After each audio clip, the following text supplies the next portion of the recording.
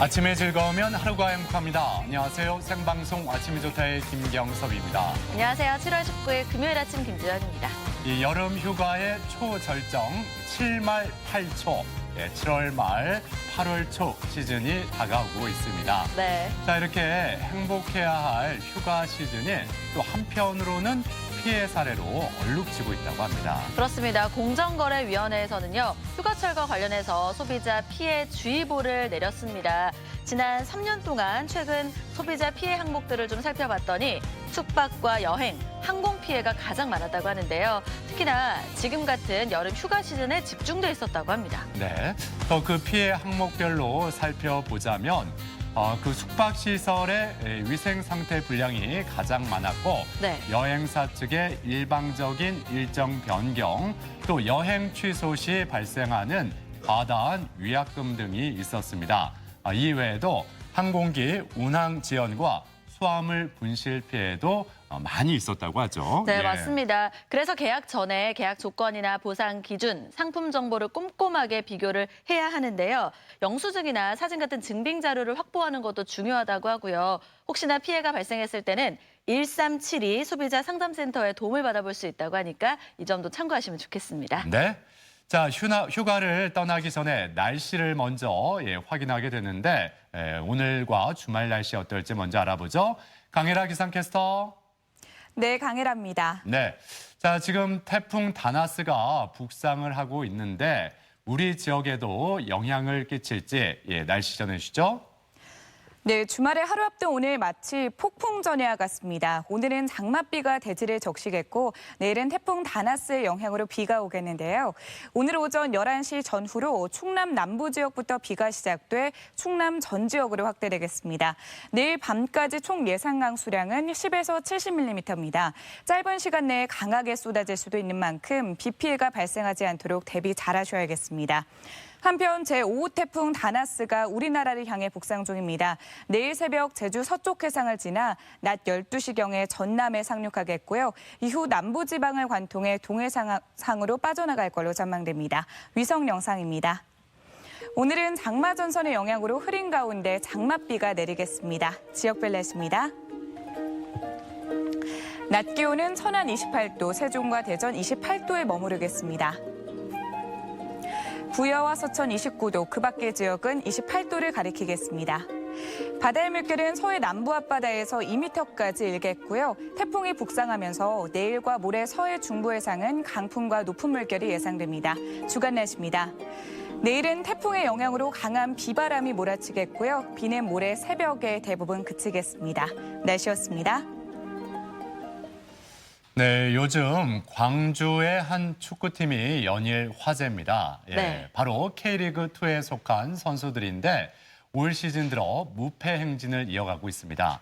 그런데 그 뒤에는 마법 갑옷을 입은 한 감독이 있다고 하죠. 네, 그렇습니다. 3월 첫 경기에서 정장을 입고 감독님 나가셨는데요. 그날 선수들이 승리를 했다고 합니다. 그래서 그 기운을 받아서 좀 잘 풀리고자 매일매일 그 정장을 입었다고 하는데 경기 때마다 공교롭게도 한 번도 진 적이 없대요. 그렇죠. 예. 그래서 지금까지 그 두툼한 정장을 계속 입고 계신다고 합니다. 그러니까 겨울 정장을 이 더운 날씨에도 입고 경기에 나가는 건데 네. 자, 그렇게 땀띠도 불사하는 감독의 마음 정말 대단한 것 같습니다.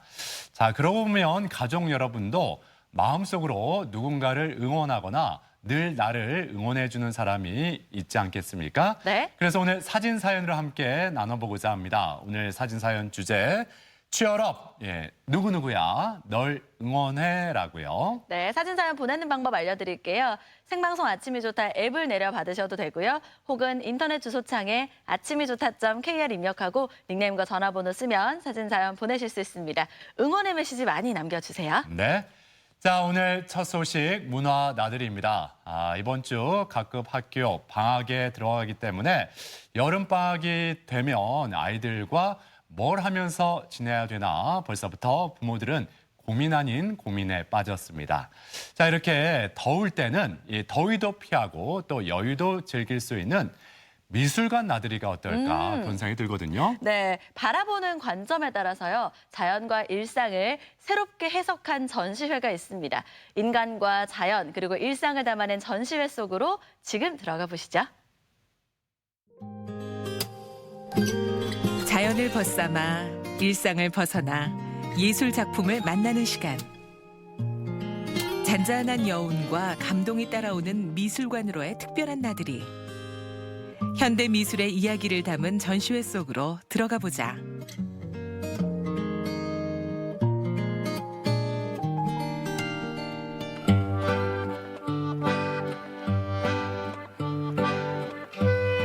폐교를 개조해 미술관으로 변신한 공간. 아기자기하고 특별한 건물만큼이나 각양각색의 이색 풍경이 펼쳐지는 곳이다. 숲속에 자리한 미술관에서 새롭게 시작된 특별 전시회. 그 첫 번째는 현대 미술 경향을 읽을 수 있는 인간의 자연전이다. 이번 전시는요, 자연에 대한 열망이 어느 때보다도 되게 강한 요즘 시대에서 과연 그 예술을 다루는 작가들은 자연을 어떻게 바라보고 또 어떻게 예술 작품으로 승화시키는지를 한자리에서 좀 알아보고자 기획되었습니다. 자연을 모방해왔던 사례는 사실 정말 오래된 역사 속에서 있었지만 자연을 단순히 모방에 그치지 않고 뭐 병든 자연이라든지 혹은 또 폐기된 자연 그리고 뭐 미시세계에 이르기까지 다양한 자연을 이번 전시에서 만나보실 수 있습니다. 자연은 인간의 끝없는 표출의 대상임을 보여주는 인간의 자연전. 주변 환경을 예리한 관찰력으로 바라봐온 파린의 작가는 각자의 시선에 의해 재해석된 각기 다른 자연을 이야기하고 표현하고 있다.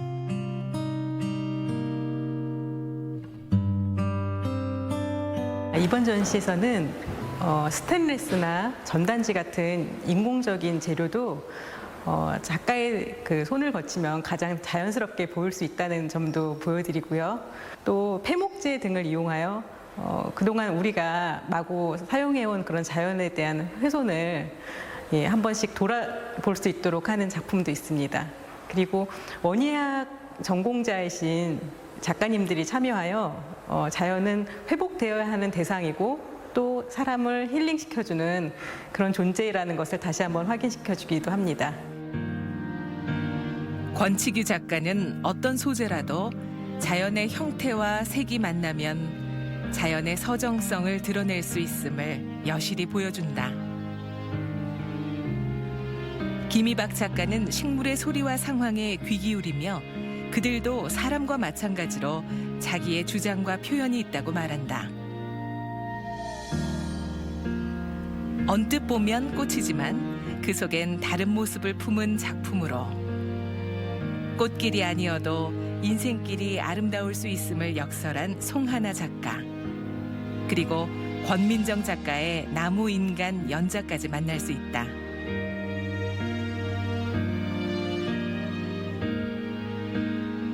저는 나무인간을 통해서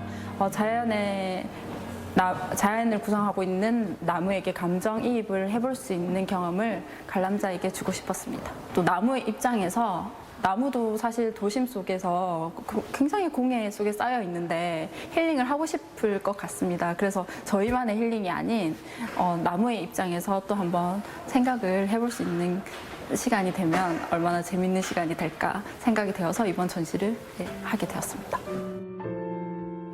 김태연 작가는 생명 현상에 대한 과학적 서술을 시도. 보다 창조적인 작품을 대중 앞에 선보인다. 도시 발전의 양면성에 대한 비판은 이부강 작가의 시각을 거쳐 빛바랜 풍경으로 묘사된다. 고물을 다시 태어나게 하는 조정은 작가. 무엇이든 함부로 단정짓지 않고 비범하게 바꾸려 했다. 또 현실의 삶을 반영한 김미아 작가의 이야기도 함께한다. 제가 살아가고 있는 대도시의 실내 공간을 그리고 있습니다. 어릴 적부터 살아왔던 이런 아파트 그런 추억의 공간이라든지 제가 애착을 가지고 키우고 있는 반려식물들을 저만의 모습으로 하나씩 그려냄으로써 그 공간을 또 다른 사색의 공간과 휴식의 공간과 또한 놀이의 공간으로 만들고 있습니다. 그리고 그 공간은 작품을 보시는 관람객들과 함께 소통하고 나누고 또 위로가 되는 그런 공간이 되었으면 좋겠습니다. 갖가지 일상, 갖은 생각과 느낌을 SNS로 기록하고 있는 일러스트레이터의 전시.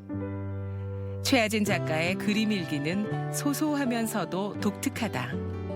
이번 여름 특별전은 특히나 더 특별하다고 느껴지는 건 당진 출신으로 프랑스 유학을 마치고 돌아온 최하진 작가의 작품인데요. 생각하고 있는 신진 작가 발굴과 특히 지역 미술 문화에 공헌하고자 하는 그런 목적에 맞는 좋은 전시로 꾸며졌고 그런 의미에서 특히 이 작가의 전시는 더 특별하게 느껴집니다.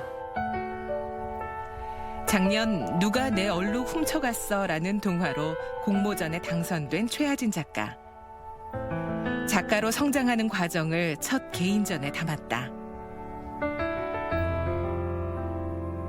어렸을 때부터 그림 그리는 걸 되게 좋아했었는데 제가 왜 그렇게 많이 좋아하게 됐을까를 생각해 보니까 어렸을 때 동화책을 되게 많이 읽었더라고요. 그림책이나. 그래서 그게 저한테 많은 영향을 끼친 것 같아요. 이 작업 외에도 되게 많은 동화책 작업을 이미 많이 했었어요. 근데 그중에서 이제 이 작업이 조금 저한테 특별한 점이 있다면 저만의 스타일이 없어서 많이 방황을 많이 했었거든요. 근데 이 작업을 하면서 한 달, 두 달 정도를 굉장히 많이 고민을 했어요. 그것에 대해서. 그러다가 이제 제가 원하는 그림체를 찾게 되었고 그 이후로도 이제 이 그림체를 계속 이용하고 있어서 저한테는 어떻게 보면 굉장히 고마운 작품이라고 할 수 있습니다. 다채로운 색깔이 존재하는 그녀의 작품은 개인적이지만 관계지향적이다. 또 불편한 감정도 외면하지 않고 표현하면서 자신을 드러내고 있는 중이다.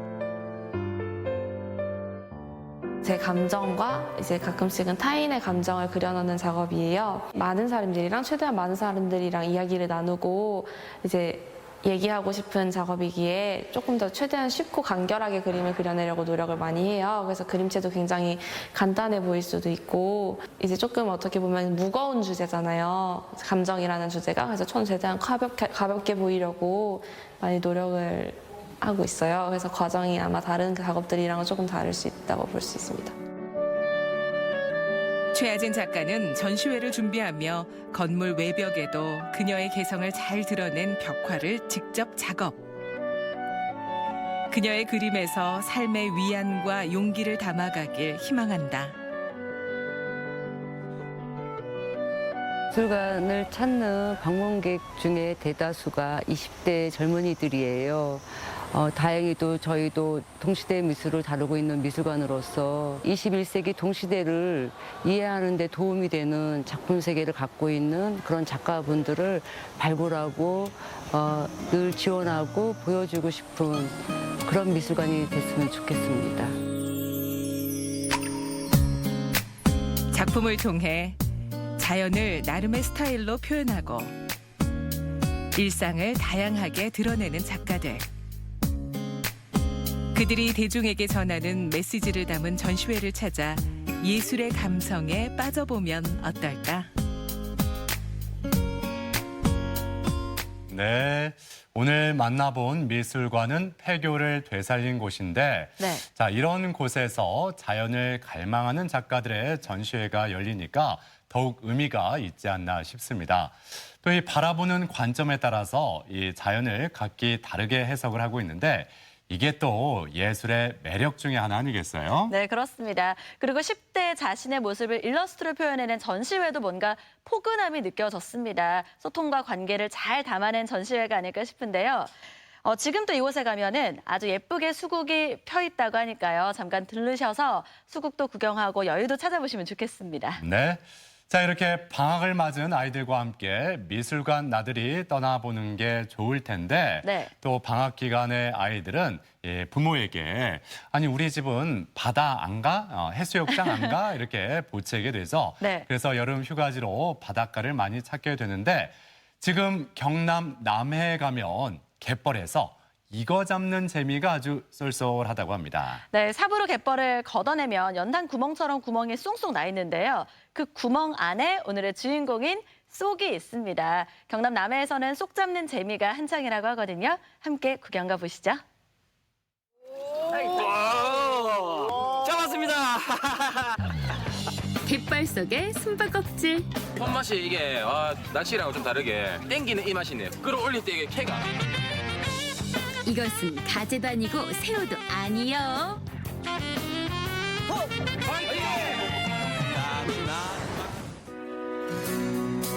지천이 푸르른 남해군 삼동면의 한 어촌 마을. 옛날엔 이곳이 작은 섬이었다는데 그런 게 돈섬이라요. 옛날에 돈섬. 요새는 지금은- 전도라케 전도. 이제 옛날에 이 배가 꽉 차 있었거든요. 고기 잡는 배가. 예. 엄청 뭐 선차이 2개, 3개나 되고 뭐 많이 있었는데 지금은 다 나이가 많아갖고 많이 안 해요. 한때 소금이 가득했던 염전터가 이제는 환한 연꽃이 자리한 전도마을이 됐다. 우리 전도마을은 인구수는 한 126명 정도, 그리고 가구수는 한 76가구가 살고 있는 조그만 어촌 마을입니다. 물이 빠지면 이제 체험하러 사람들 오고 그래요. 뭐 체험합니까, 엄마? 살랑살랑 올리다가 내렸다가 이러면 팍 올라오거든. 그 사이 서서히 모습을 드러내는 갯벌. 이제 때가 됐군. 물이 빠지자 서둘러 나갈 채비를 하는데 요거요, 쏙 잡으러 갈라거요. 쏙잡이 체험을 위해 물때 맞춰 찾아온 사람들. 된장은 2명 다 하나 정도면 충분합니다. 그래서 보통 이 정도 2개 드리면은 손님이 딱 맞을 거고요. 그다음에 요거는 안에서 된장을 준 다음에 바가지로 물을 퍼낼 때 이거를 사용합니다. 그리고 요 붓손 가져갔어요. 붓은 마지막에 쏙 구멍에다가 넣을 때 쪽을 유인할 때 쓰는 도구입니다. 쏙이란 걸 모르죠. 대구 사람들은 또 독특한 이벤트 데이트를 해보러 이렇게 왔어요. 쏙 잡으러 갑니다. 깊은 갯벌 아래 구멍을 파고 사는 요 녀석이 바로 쏙. 쏙이 자생을 하면서 바지락밭을 완전히 망치는 바람에 1980년대만 해도 이 쏙을 죽이려고 엄청 마을에서 노력을 많이 했습니다. 지금은 이 쏙 체험이 우리 전도 마을에 많은 소득을 가져가 주고 있습니다. 연 한 15,000명 정도가 우리 마을을 찾아옵니다. 그래서 1년에 저희 마을에 한 소득을 한 1억 정도 이상 올리고 있습니다. 쏙을 만들어가면서 굴렁이처럼 쏙을 만들어가면서 땡땡 돌면서 이 파는 구덩이 파는 게 쏙을 많이 잡고 안 잡고를 식구도 찾아온다고. 긁어낸 자리엔 구멍이 송송. 된장을 이렇게 오다가 이렇게 쳐가지고 오다가 이렇게 쳐가지고 된장을 이렇게 뿌려요. 된장도 그냥 된장이 아닙니다. 이거 조선 된장을 해야 쏙이 그 맛을 알고 올라온다고요. 일동 갯벌 앞에 쭈그려 앉고 비장의 무기 굿대를 오르락 내리락 반복하는데 지금 잘하고 있는 거 맞나요? 한 5분, 10분 정도 할 거다 생각하고 이 구멍 주셨다 저 구멍 주셨다 하면 잡을 수가 없어요. 천천히 붕 넣지 말고 살살. 안 넣으려고 쇠를 써. 여기 보세요. 여기 약간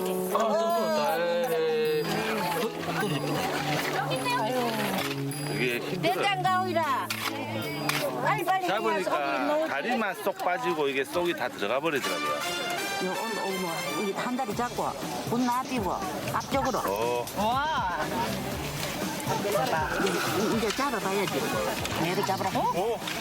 그거 두 다리를 잡아서 앞쪽으로 한 20도 숙이갖고. 우와! 15분 끝. 이제 실전이다. 잡았습니다. 아, 이 맛에 옵니다, 이 맛에. 잡았어요. 자, 바구니. 지금 할머니 바빠. 색다르네요. 이런 거 처음 못 잡을 줄 알았는데. 이 해 되면은 매년 생각이 한 번씩 납니다. 이 손맛이 생각이 한 번씩 납니다. 그래가지고 집사람하고 이렇게 한 번씩 애들하고 꼭 한 번씩 놀러 오는 것 같습니다. 손맛이 이게 낚시랑 좀 다르게 딱 애들이 탁 땡기는 이 맛이네요. 뜯는 맛이. 예. 끌어올릴 때 이게 쾌감. 좋습니다. 쏙쏙 잡다 보니 어느덧 한 바구니. 하지만 방심했다가는 쏙 탈출해 버린다고요. 쏙히 잡아놓으면 얘들이 팔팔 끼 나와요. 그러니까 그게 안 나오게 딱 엎어가고 바구니하고 큰 바구니에다가 작은 바구니를 딱 엎어놓으면 나올 수가 없죠. 고마운데. 저기는 자, 몇 마리 잡았으니까 이거 다른 구덩이로 옮깁니다. 이제 구덩이 만드는 것쯤이야 척척이다. 시간 가는 줄도 모르고 쏙잡이에 쏙 빠진 사람들. 내가 좀 매력적이지.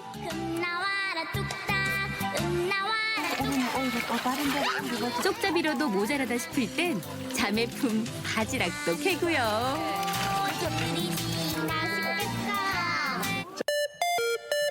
깨끗이 손질한 쏙은 머리와 내장은 떼고 기름에 퐁당.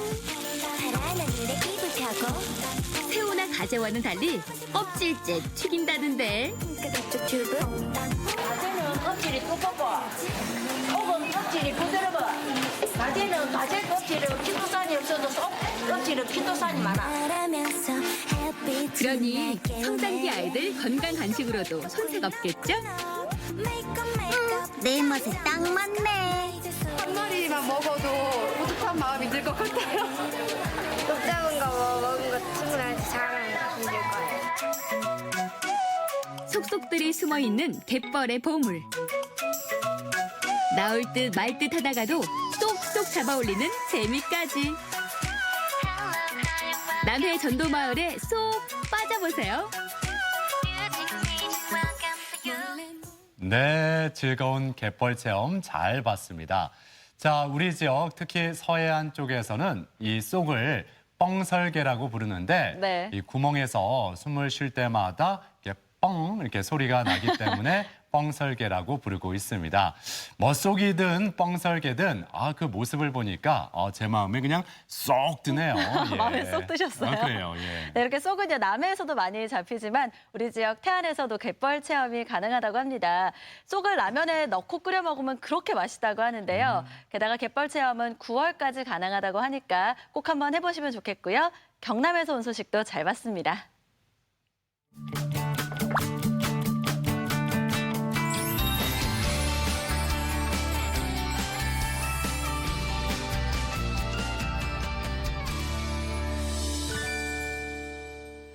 컴퓨터, 노트북뿐만 아니라 요즘에는 나이 불문하고 스마트폰 정말 많이 사용하고 있지 않습니까? 네. 그래서 이렇게 자세가 좀 구부정해질 수밖에 없는데 이와 관련된 용어로 뭐 새우 등 거북목 이런 게 또 있잖아요. 네, 그렇습니다. 아무래도 한 자세를 오래 유지하다 보면 허리나 어깨 통증을 유발하게 되는데요. 우리 전 국민의 7%가 어깨 질환에 시달리고 있다고 하고요. 성인의 60% 정도 이상은 심한 어깨 통증을 경험한 적이 있다라고 조사 결과가 나와 있다네요. 그래요. 그래서 오늘 건강톡톡에서는 이 어깨 통증을 유발하는 질환에는 어떤 것들이 있고 또 스스로 어깨 통증을 확인해 볼 수 있는 자가 진단법에 대해서 살펴보겠습니다. 네. 자, 오늘 도움 말씀을 위해 가정의학과 전문의 이진철 교수 나오셨습니다. 안녕하세요. 안녕하세요. 네. 자, 우리가 중년 이후에 이렇게 어깨에 통증이 생기다 보면은 먼저 50견을 떠올리게 되는데 50견뿐만 아니라 이렇게 어깨 통증을 유발하는 그런 질환들 많이 있죠. 네, 많죠. 어깨 통증을 유발하는 질환은 아주 많습니다. 뭐 그냥 대략적으로만 얘기해도 한 30가지가 넘는데요. 근데 뭐 그걸 다 얘기할 거는 아니고 그래도 보통 그 흔한 질환들, 흔한 몇 개 질환이 사실은 이제 대부분을 차지하거든요. 그래서 그런 질환들을 위주로 이제 설명을 드릴 거고요. 그리고 예를 들어서 뭐 어깨 통증을 유발한다고 해도 어깨 뭐 골절이나 뭐 탈골 이런 것들은 사실은 뭐 응급실에 가야 되는 질환이니까 그런 것들은 여기서 이제 얘기할 필요가 없고 네. 뭐 핵심적인 것들만 저 표에 지금 잘 이제 정리를 해봤습니다. 네. 일단은 크게 세 그룹으로 나뉘죠. 어깨 통증 유발하는 질환은 첫째는 목이 원인이 되는 경우, 그 다음에 어깨가 원인이 되는 경우, 그리고 마지막으로는 근육이 원인이 되는 경우가 있는데요. 목이 원인이 되는 경우는 대표적으로 두 가지, 그러니까 목 디스크하고 목 후관절 통증 증후군이 있고, 어깨가 원인이 되는 경우는 지금 말씀하신 오십견, 그 견봉화 활액막염, 또 회전근개 파열, 견봉쇄골 관절염이 대표적인 질환입니다. 그리고 근육이 원인이 되는 경우는 근막 통증 증후군을 얘기하는데 여기에서 이제 관련된 근육들은 목척주 주변 근육, 승모근, 이제 견갑골근, 극상근, 극하근, 삼각근 이 정도가 되겠습니다. 네. 이렇게 다양한 어깨 질환을 스스로 체크해 볼 수 있는 방법을 알려주신다고 하셨는데 사실 우리 모두가 전문의가 아니니까 정확하게 진단이 가능한지도 궁금하긴 해요. 물론 뭐 일반인이 몇 가지 제가 진짜법을 이제 말씀드렸다고 해서 의사들처럼 정확한 진단을 하기는 이제 어렵겠죠. 하지만 몇 가지 핵심적인 것만 알아도 이제 큰 틀에서 치료의 방향을 결정하는데 아주 결정적으로 도움이 될 수가 있습니다. 네. 그러니까 일선에서 제가 진료할 때는 좀 안타까운 경우들이 많거든요. 그러니까 예를 들어서 어깨 통증 환자인데 보통 가벼운 어깨 염증인 거죠. 그게 사실은 한두 번 그 어깨 주사를 맞으면 금방 좋아질 환자인데 그 환자가 어깨가 아프니까 누군가에게 물어보겠죠. 네. 그래서 마침 물어봤던 그 친구는 목 디스크 때문에 이제 어깨가 아팠던 경험이 있었던 거죠. 그러니까 그거 목 디스크일 수도 있으니까 병원에 가봐, 척추병원에 가봐 이렇게 했겠죠. 그러면 그 친구는 척추병원에 가서 목 엑스레이 찍고 MRI 찍고 그랬는데 선생님은 목은 괜찮은데요. 다른 병원에 가보시죠. 이렇게 해가지고 병원을 이렇게 돌아다니는 그런 경우를 저는 의외로 많이 봤거든요.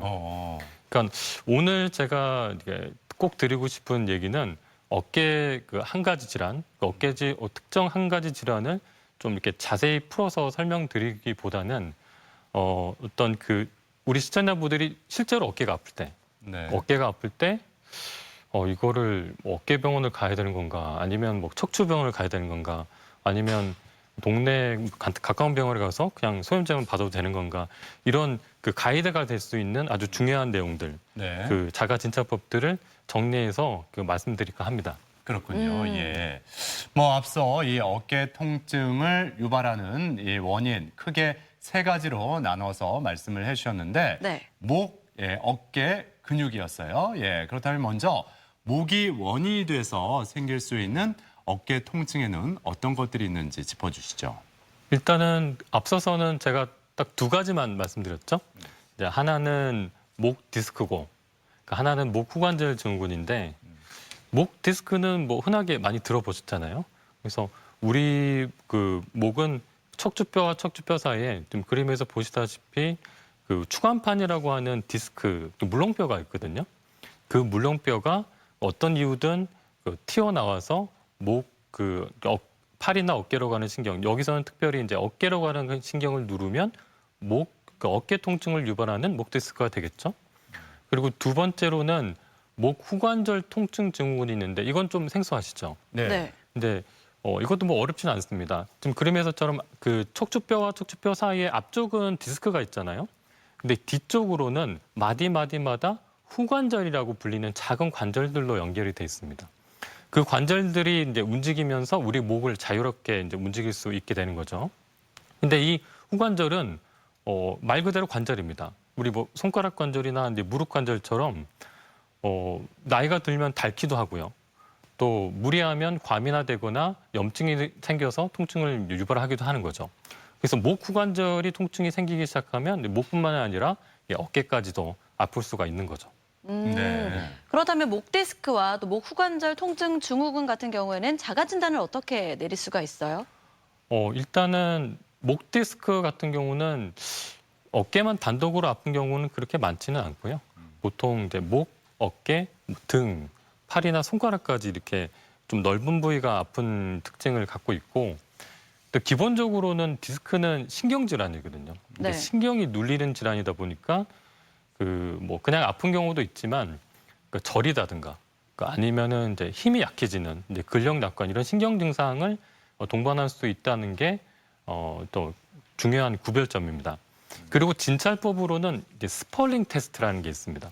스펄링 테스트는 이제 저를 지금 그림에서 보시다시피 목을 이제 뒤로 완전히 젖히고 환자 아픈 쪽, 오른쪽이면 오른쪽, 왼쪽이면 왼쪽, 오른쪽 그 아픈 쪽으로 고기를 기울여서 의사가 눌러보는 이제 테스트거든요. 저렇게 되면 이제 디스크가 압박을 하면서 더 통증을 유발하는 그런 동작이거든요. 근데 저거를 뭐 자가로도 할 수 있습니다. 자가로도 목을 뒤로 완전히 젖혀서 아픈 쪽으로 자기가 아픈 쪽으로 고개를 이렇게 떨어뜨리면 이제 머리 무게가 있어가지고 쭉 이제 압박되면서 그럴 때 내가 아픈 어깨 통증이 유발이 되면 그거는 이제 스펄링 테스트 양성인 거죠. 네. 그러면 이제 목 디스크 때문에 내가 어깨가 아픈 거구나 이렇게 생각해 볼 수가 있고요.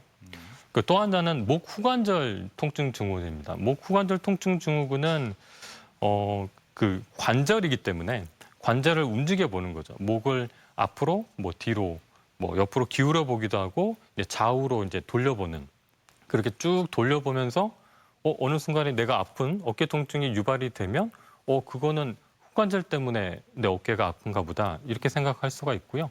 그리고 후관절 같은 경우는 만져볼 수도 있습니다. 네, 우리가 뒷목이 이렇게 아프면 흔히 잡는 부위 있잖아요. 네. 뒷목을 이렇게 딱 잡으면 한 손에 근육 덩어리가 잡힙니다. 그러면 이제 저 그림에서처럼 저렇게 잡히는데 그러면 손끝이 위치하는 위치, 즉 저 그림에서는 엄지가 위치하는 위치겠죠. 거기에 이제 홈이 있거든요. 근데 그 지점이 보통 후관절이 있어서 거기를 따라서 꾹꾹꾹꾹 눌러보는데 통증이 유발이 되면 이거는 목 후관절 통증 증후군을 이제 의심을 해볼 수 있는 거죠. 그렇군요. 네. 그러면 그 거북목이나 일자목인 분들도 이렇게 어깨 통증이 올 수 있는 거 아닐까요? 그럼요. 거북목이나 일자목이 있으면 보통 이제 그 안 좋은 자세라는 거잖아요. 그 안 좋은 자세가 있으니까 디스크가 더 도출이 돼서 그러니까 거북목이나 일자목 자체만으로는 통증이 생기진 않습니다. 네. 근데 이제 그게 오래돼서 디스크를 뭐 돌출시킨다든가 아니면 관절을 지금 말씀드린 후관절을 무리하게 이제 무리가 되게 되면 지금처럼 이제 어깨 통증이 유발할 수 있는 거죠. 그렇군요. 예. 자, 그리고 이번에는 이 어깨 통증을 일으키는 원인 중에 하나인 어깨 알아보겠습니다. 우리가 보통 그 어깨에 관련된 질환하면 뭐 앞서 잠깐 말씀을 드렸던 오십견이나 뭐 회전근개 파열 이 정도는 우리 가족 여러분들도 많이 알고 계시거든요. 네. 근데 이 외에 또 다른 질환들도 있지 않을까 싶거든요. 그렇죠. 일단은 뭐 오십견부터 뭐 차근차근 설명을 드려야 되는데 오십견은 한마디로 어깨가 굳는 병입니다. 그러니까 뭐 원인이 뭐가 됐든 간에 어깨를 싸고 있는 주머니, 그러니까 관절낭이 염증이 생기면서 굳어가는 병을 오십견이라고 하는 거고요. 그리고 견봉하 활액막염 이름이 좀 어렵죠. 네. 근데 쉽게 설명드리면 우리 어깨에는 견봉이라는 뼈가 있습니다. 저 그림에서 보시지 이게 쇄골은 아시잖아요. 네. 쇄골을 따라서 이렇게 어깨 바깥쪽으로 끝까지 가면 그 어깨의 끝뼈가 견봉입니다. 견봉이고 그 밑에는 얇은 물주머니가 있거든요. 근데 그걸 견봉하 활액막이라고 하는데 이게 이제 어깨의 마찰을 줄여주는 역할을 하는데 여기에 어떤 이유가 돼서 이제 염증이 생기면 견봉하 활액막염이 되는 거고요. 그 밑에는 회전근개, 잘 아시다시피 어깨를 돌리거나 올리는 그런 근육, 그 힘줄이 있는데 저기가 찢어지면 회전근개 파열 이렇게 이제 진단명이 붙는 겁니다. 그리고 지금 견봉 아까 찾았잖아요. 네. 견봉과 쇄골 사이에 있는 조그마한 관절, 저 관절이 이제 견봉 쇄골 관절인데 저기에 염증이 생기면 견봉 쇄골 관절염이 되는 거죠. 그렇군요. 예. 네. 어깨 부위를 자세하게 살펴봤습니다만 사실 부위가 다 비슷비슷해서 헷갈릴 것 같거든요. 어떻게 자간 진단할 수 있을까요? 제가 이제 하나하나 설명을 드리겠습니다. 아까 오십견은 어깨가 굳는 병이라 그랬잖아요. 예. 그래서 어깨가 굳었는지 어렵게 표현하면 관절이 가동 범위가 제한됐는지를 확인하면서 진단을 하는데 이것도 어렵진 않습니다. 3가지 동작만 딱 해보면 됩니다. 첫째는 만세. 예. 만세 그 좌우를 완전히 만세를 이제 해보고 그 다음에 선서 자세. 이거 선서 자세죠. 네. 선서 자세를 좌우를 이제 다 해보고 그 다음에 3번째로는 열중셔 자세. 열중셔인데 이제 팔이 약간 등 위로 올라가는 열중셔 자세. 이 3가지 동작을 했는데 내가 아픈 어깨 부위가 그거는 한 2개 정도에서 2가지 정도에서 잘 안 되는 거죠. 예를 들면 만세가 요 끝까지 돼야 되거든요. 네. 돼야 되는데 뭐 요 앞까지밖에 안 된다든가. 그러니까 선서가 이렇게 돼야 되는데 여기까지밖에 안 된다든가 하는 그런 경우가 있으면 이거는 관절 이제 움직임이 제한됐고 오십견이구나 이렇게 생각을 해볼 수가 있는 거고요. 오십견. 예. 예. 그리고 이제 두 번째로 두 번째, 세 번째로 견봉하 활액막염과 회전근개 파열은 사실은 질환도 되게 2개는 이제 연관성이 높고요. 네. 진찰도 되게 비슷합니다. 그래서 일단은 니어 테스트라는 걸 하는데요. 니어 테스트는 만세를 하는데 그냥 하는 게 아니라 엄지를 완전히 아래로 내리고 그러니까 엄지를 아래로 내리고 그 만세를 끝까지 해보는 거죠. 근데 그럴 때 내 어깨 아픈 쪽이 통증이 유발되면 이제 니어 테스트 양성이라고 해서 견봉하 활액막염이나 회전근개 파열을 이제 의심해 볼 수가 있는 거고요. 예. 네. 그리고 그 부위를 만져볼 수도 있습니다. 아까 이제 견봉이라는 부위가 있는데 쇄골은 아시잖아요, 그죠? 네. 쇄골을 따라서 이제 끝까지 어깨 끝까지 이제 따라가시면 어깨가 끝나는 뼈 지점이 있죠. 그게 아까 견봉이라고 말씀드렸는데 네. 거기서부터 조금 더 이제 아래로 바깥쪽으로 아래쪽으로 이제 가면 거기가 보통은 견봉하 활액막염이 활액막이 있고 그다음에 이제 회전근개에 있는 위치거든요. 거기를 이제 꾹꾹 눌러봐 가지고 통증이 생기면 그게 이제 견봉하 활액막염이구나 회전근개 파열을 의심할 수가 있는 거죠. 네. 그리고 이제 마지막으로는 견봉쇄골 관절염. 견봉쇄골 관절염 같은 경우는 스카프 테스트라는 걸 합니다. 스카프 테스트는 여기서 스카프는 진짜 목 스카프. 네. 그러니까 우리가 스카프를 두르는 동작 있잖아요. 예. 네. 스카프를 두르는 듯한 이런 동작. 그러니까 이런 동작을 할 때는 그 견봉쇄골 관절이 이렇게 압박을 받거든요. 그래서 이제 그런 동작을 할 때 통증이 유발되면 이제 스카프 테스트 양성. 그래서 견봉쇄골 관절염을 의심할 수가 있고요. 이 부위도 만져볼 수 있습니다. 이게 아까 그 쇄골을 따라서 쓱 가서 견봉이 있었죠? 견봉에서 한 1cm이나 2cm 정도 내측에 보통 이게 견봉쇄골 관절이 있거든요. 네. 거기를 이제 꾹꾹 좌우를 비교해가면서 눌러봤는데 압통이 생기면 견봉쇄골 관절염을 의심을 할 수가 있습니다. 네. 그러니까 말씀하신 것처럼 어깨 관절의 특정 부위를 눌러보거나 이 어깨 관절을 여러 방향으로 이렇게 움직여 봤을 때 통증이 발생을 한다면 이거는 어깨가 원인이다 이렇게 볼 수 있는 거예요? 그렇죠. 바로 그런 거죠. 사실 오늘 뭐 여러 가지 얘기를 하지만 예. 그거를 다 기억은 못 하시더라도 그것만큼은 좀 꼭 알고 계셔야 큰 도움이 됩니다. 그러니까 나는 어깨가 아픈 거잖아요. 네. 근데 어깨가 아픈데 목을 뭐 여러 가지로 이렇게 움직였는데 그 어깨가 아픈 게 유발이 되면 그거는 목이 원인이 된 어깨 통증이라고 이렇게 보는 게 맞는 거고요. 네. 근데 목 움직일 때는 멀쩡한데 근데 어깨를 어떻게 움직였는데 내 아픈 통증이 유발이 되면 그거는 어깨가 원인이라고 보는 게 합리적이죠. 네.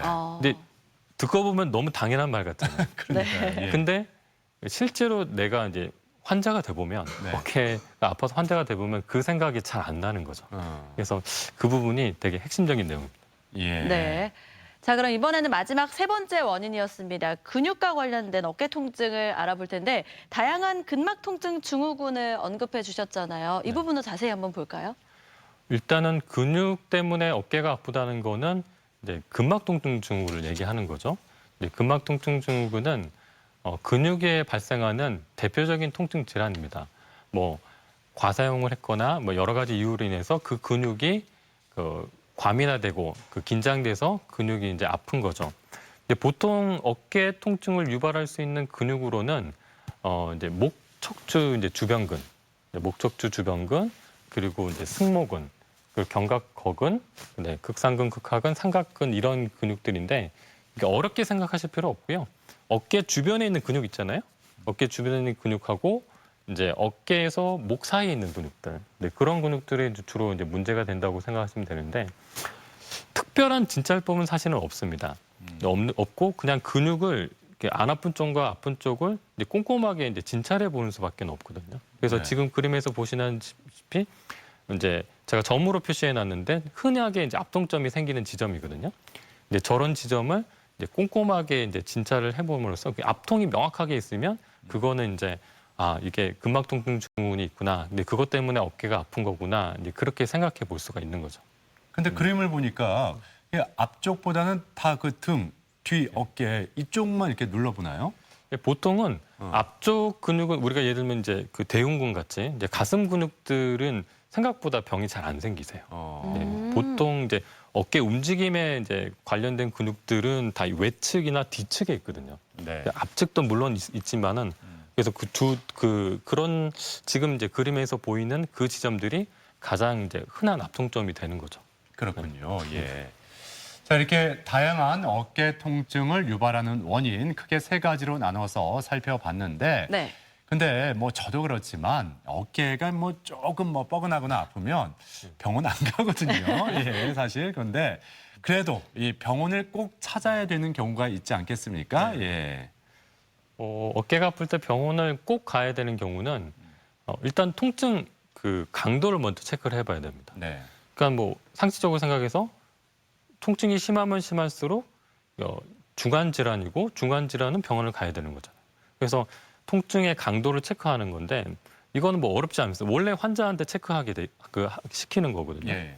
그래서 가장 쉽게는 그 점수를 이제 매기는 건데 0점에서 10점 사이.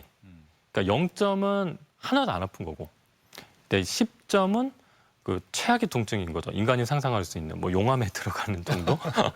그렇게 생각하면 내가 어깨 아픈 건 한 몇 점쯤 될까? 이렇게 한번 그 체크를 해보시는 거죠. 제가 힌트를 한번 드리면 4점 정도 되면은 1, 2, 3점은 그렇게 많이 아픈 건 아니고요. 4점 정도 되면 일상생활에 이제 지장이 있는 거고 5점, 6점 넘어가면 상당히 많이 아픈 거고 그 7점 넘어가면 거의 산통이 준합니다. 그래서 그 체크를 해보셨는데 4점이나 5점 이상이면 이제 병원에 가시는 게 맞고요.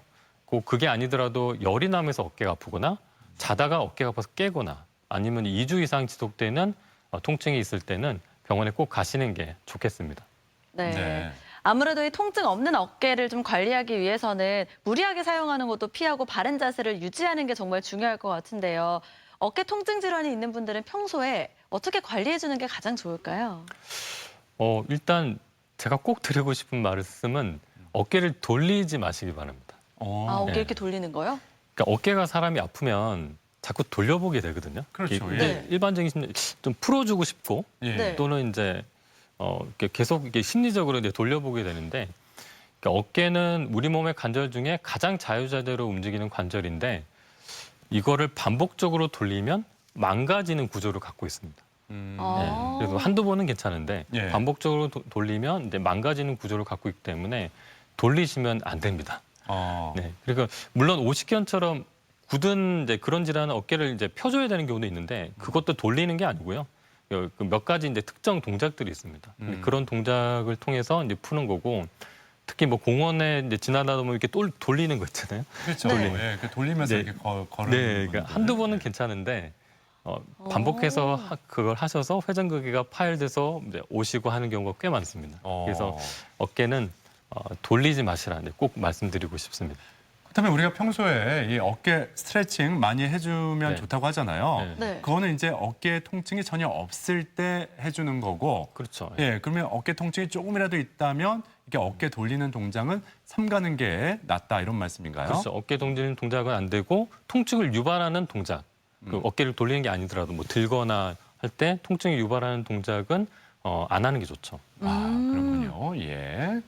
자, 이번에는 가족 여러분이 남겨주신 궁금증에 대해서 풀어보겠습니다. 네. 자, 먼저 특별한 통증은 없는데 목이나 어깨를 스트레칭하면 뚝뚝 소리가 납니다. 이런 소리가 나도 괜찮은 걸까요? 일단 저런 말씀하시는 분은 많습니다. 예. 근데 뭐 목, 어깨뿐만 아니라 뭐 무릎도 그렇고 허리도 그렇고 자꾸 이제 소리가 난다고 말씀하시는 분은 많은데, 그러니까 원칙적으로 이제 말씀드리면 통증이 없으면 소리 나는 동작은 이제 크게 걱정 안 하셔도 됩니다.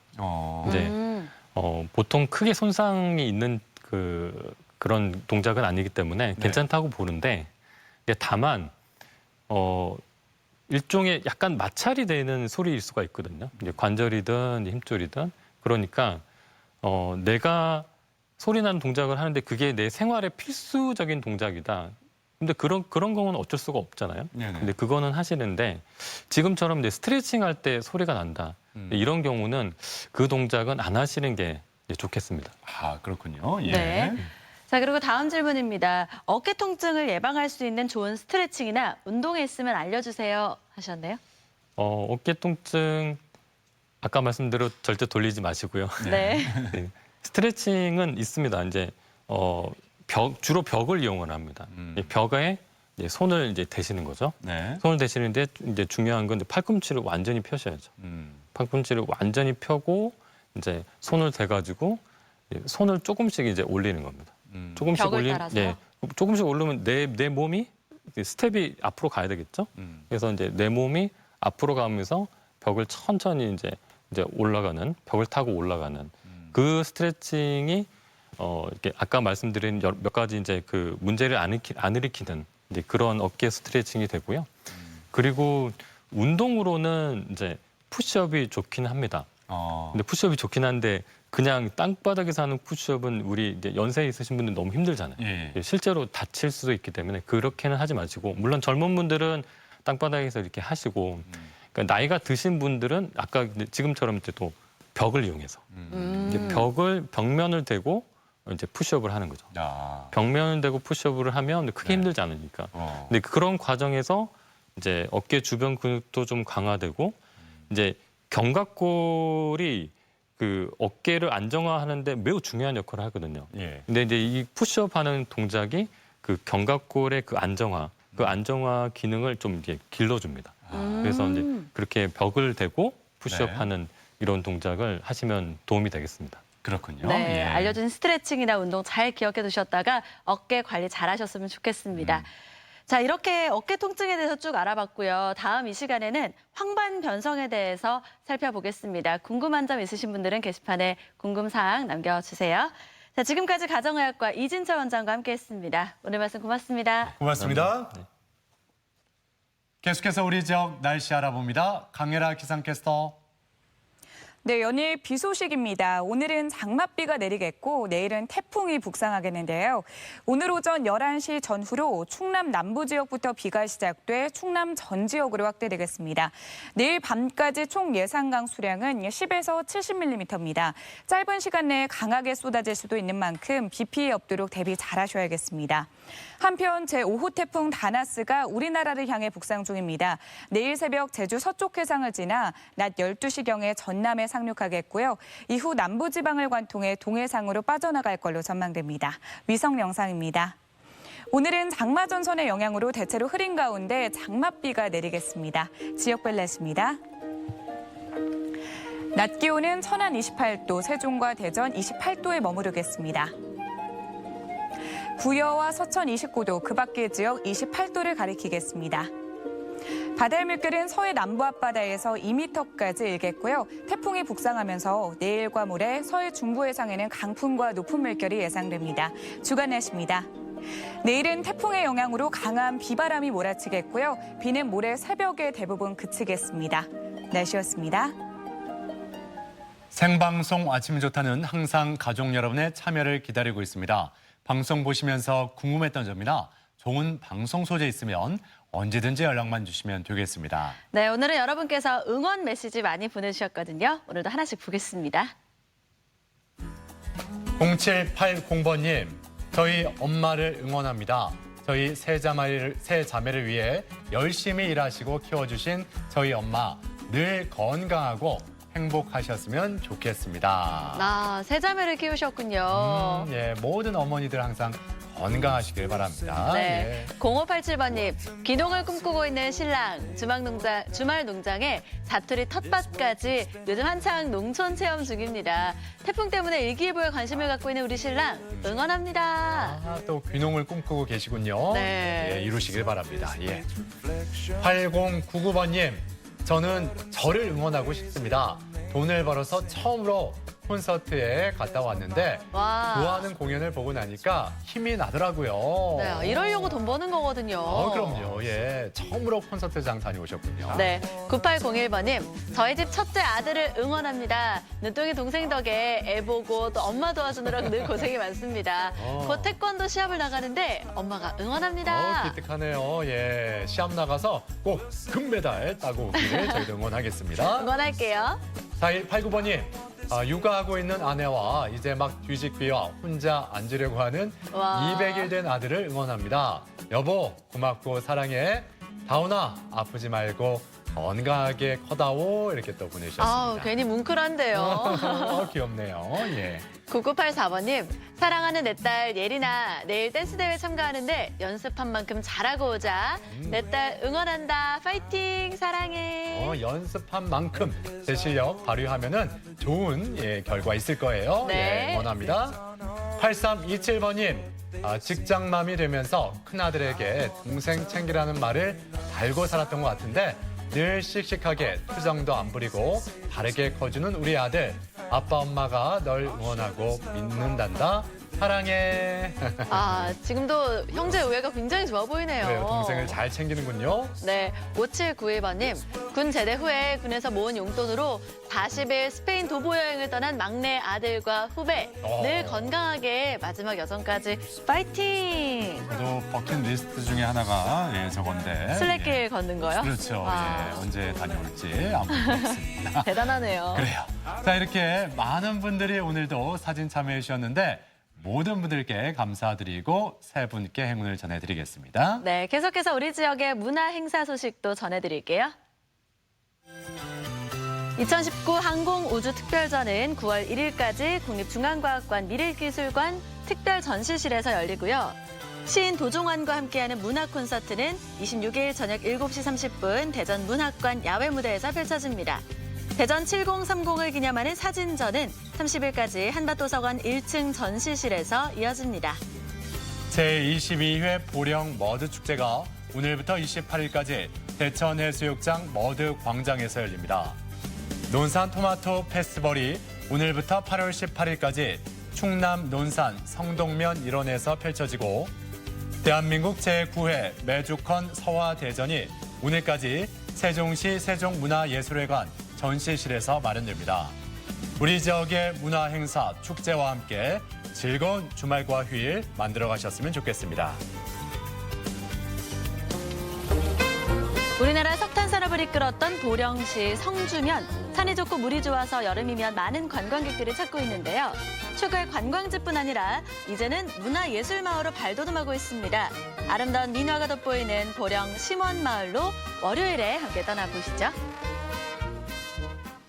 네, 북상하고 있는 태풍 다나스가 내일 아침 전남 여수에 상륙한다고 하는데 네. 정말 이렇게 피해 주지 않고 조용히 물러갔으면 하는 바람입니다. 네. 가족 여러분도 이 태풍 피해에 입지 않도록 미리미리 좀 관리를 좀 해주시고 일기예보에 귀를 기울이시면 좋겠습니다. 자, 이번 주말도 건강하게 또 행복하게 보내셨으면 좋겠습니다. 저희는 다음 주 월요일 아침 8시 30분에 다시 인사드리죠. 오늘 함께해 주신 여러분 고맙습니다.